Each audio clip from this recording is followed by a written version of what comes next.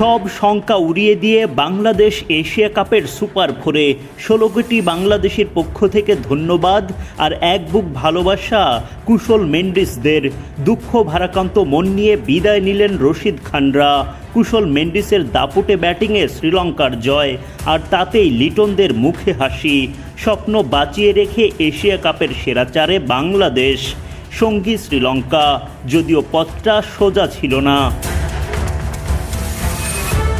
মোহাম্মদ নবীর করা ২২ বলে ৬০ রানের ঝড়ো ইনিংসে শ্রীলঙ্কাকে ১৭০ রানের লক্ষ্য দেয় আফগানিস্তান। জবাবে ব্যাট করতে নেমে তৃতীয় ওভারেই আজমতুল্লাহর বলে উইকেট হারান পাথুম নিশাঙ্কা। ২২ রানে প্রথম উইকেট হারানোর পর ৪৭ রানে দ্বিতীয় উইকেটের পতন ঘটান মোহাম্মদ নবী। শ্রীলঙ্কা পাওয়ার প্লের ৬ ওভার শেষে জোড়া উইকেট হারিয়ে করে ৫৩ রান। কুশল মেন্ডিস ও কুশল পেরেরা মিলে শক্ত প্রতিরোধ গড়ে তোলেন। মুজিবের বলে পেরেরার বিদায়ে ৪৫ রানের সেই জুটি ভাঙে। তখন আবারও চ্যালেঞ্জের মুখে পড়ে শ্রীলঙ্কা। এদিকে লঙ্কানরা ১০১ রান পেরিয়ে যায়। বাংলাদেশের সামনে শ্রীলঙ্কার জয় ছাড়া সুপার ফোরের স্বপ্ন পূরণে বাকি সব পথ বন্ধ হয়ে যায়। কুশল মেন্ডিস ৫০ পূরণ করে আশার আলো দেখান।